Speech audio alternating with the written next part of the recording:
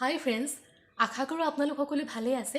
Thumbnail দেখি আপোনালোকে নিশ্চয় গম পাইছেই। তথাপি মই ক'ব খুজিছোঁ, আজি মই মোৰ স্বৰচিত কবিতা এটাৰ আবৃত্তি আপোনালোকৰ বাবে আগবঢ়াইছোঁ।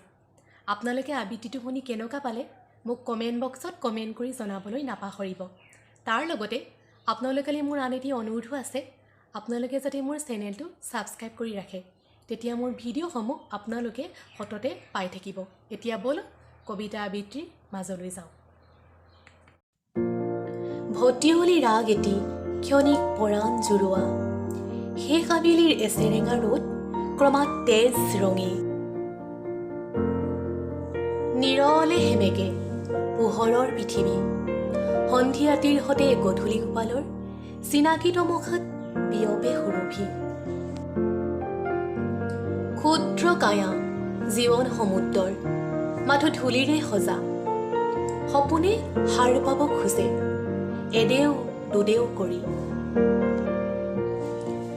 জুপুৰিৰ টিপচাকিত উন্মুক্ত মনেৰে সাঁথৰবোৰ ভাঙিলে ক'ৰবাত দেখোন আউল লাগে।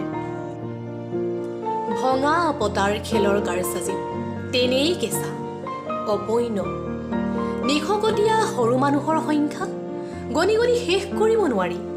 আশাবোৰ সাধু কথা হয়গৈ এসময়ত। দুহাতৰ জেতুকা পাতৰ ৰঙত জীৱনে নকৈ সজাল ধৰিব খোজে, বৰণীয়া আৰু বাখৰুৱা হয় এটি এটি ক্ষণ।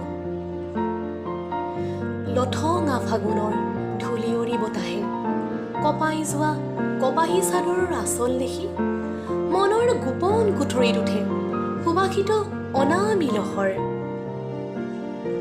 ৰৈক্ষ বালিচৰে পুৰা দুভৰিত ক্ষতস্থান পুৰণি নহয়, আক্ষেপ নাই তিল মানুহ, পাশা খেলৰ অংকবোৰ আঁতৰি গ'ল। এতিয়া নতুন পুৱাৰ ভেগুজালি, নীলা আকাশত দুপাশি মেলি এজাক মুকলি পক্ষীৰ কাকলি।